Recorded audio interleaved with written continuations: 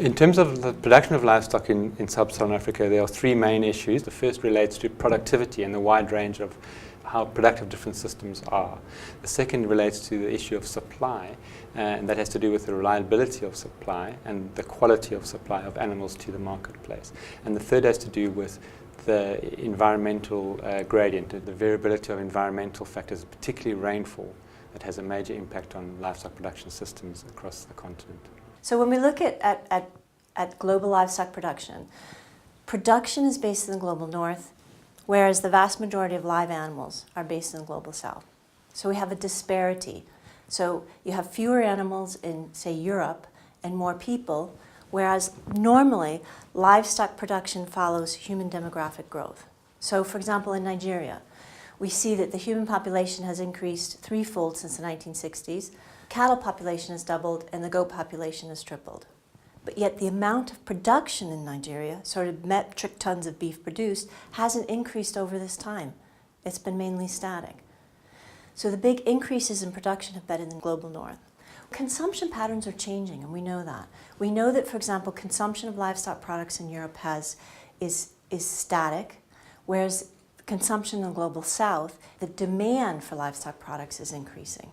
But we see large disparities between Asia and between Africa.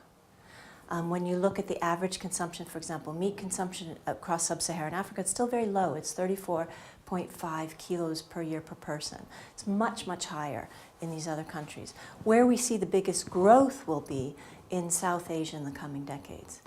But of course, then we've got climate change. For example, in India, India has been, in the 1960s, they were the number 6 global milk producer, whereas today they've surpassed the European Union. But we're already seeing that these systems are very much under stress. For example, in India, the vast majority of milk is produced by small-scale farmers. So resource scarcity is a major problem.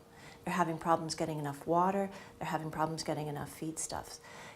The heat stress in animals is also, in dairy cows in particular, has a major impact on production, and this costs the Indian economy over $1 billion a year, and they expect that to increase. Will India maintain this dominance of milk production in the coming decades? You know, it's very uncertain. In 2010, 85% of the global milk produced was produced by 15 countries, and these are based largely in the global north with the inclusion of the BRIC countries. Since the 1940s, there's only been 3 new entrants into the global top 15 countries. So production is very much a temperate country phenomenon. So in terms of distribution of livestock across sub-Saharan Africa, how to get animal products to the market, and that's got to do with the level of infrastructural development, so road systems, telecommunications, market information, so the infrastructure to supply market information to the producers but also to the buyers, so that they understand and can identify price signals. And relating to consumption of livestock across sub-Saharan Africa, probably the key issues around an urbanizing population that has greater demand for protein, that the reliability of supply becomes a big issue. And with that, the quality of the product, such as issues around food safety, become very important. So product needs to be safe for urban populations to consume. In a context of climate change, it's likely that having animals of the same genetic background is going to have a tremendous impact, for example, on disease resistance. If everything's all the same, then diseases can come in and quickly wipe out a population. The Holstein Friesian dairy herd globally is considered a single herd now because they're so closely related genetically. So there is some movement and some interest in indigenous animal resources under a context of climate change, but of course these animals produce a lot less. For example, a dairy cow in India, a Holstein Friesian dairy cow may take 85 liters of water, but consequently her milk production is very high, whereas a local animal takes 30 liters of water, but her milk production might be 6 liters per day. So there's a huge disparity in production. So the question becomes, low-producing animals, indigenous animal genetic resources, are not necessarily going to be able to feed the world. So how are we going to meet these food gaps in the coming decades? So it's very likely, in my opinion anyway, we're going to see the large-scale transfer of livestock from the global north into the global south. So in terms of the differences between policymakers and food security regarding Europe versus Africa, I think there's large differences. But also I think we have to be aware that people define food security in very different ways. And this is something that we need much greater global agreement on. African policymakers are in general very, very aware of the food gaps and the food gaps that they're facing. And they're trying to address these food gaps, largely through intensification. For example, you've got a number of World Bank projects that are going into Rwanda to support the dairy industry. You see that they're trying to support the dairy industry and bring this on to meet local demand.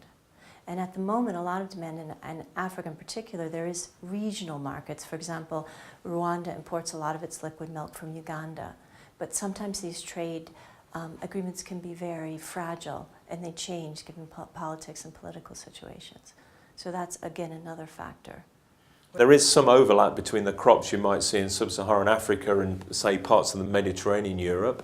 So you may see some sorghum grown. If you move into equatorial Africa, for instance, particularly areas where rainfall is high and adequate and particularly distributed throughout the year, these regions have the potential to be hugely productive, both in terms of the yields they can produce, but also the diversity of crops. Maize is one of the main staple food crops in many areas, but one of the big issues for maize in Africa has been the fact that yields have basically been flatlining.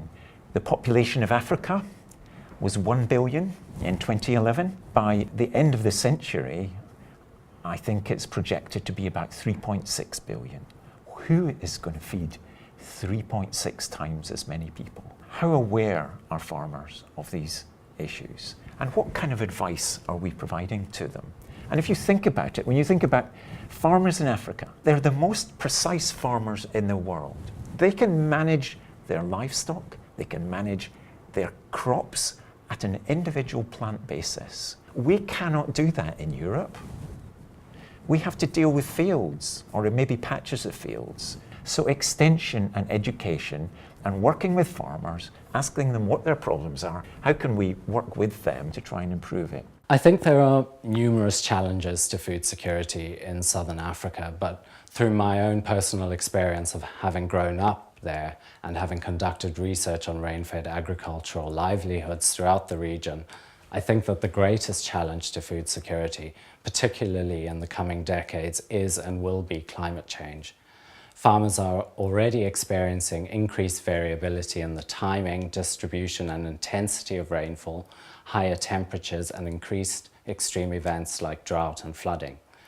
I think that research into how we can make people living in poverty in sub-Saharan Africa, the majority of which are primarily dependent on rain-fed agriculture, more resilient to climate change, is essential if we are going to improve food security.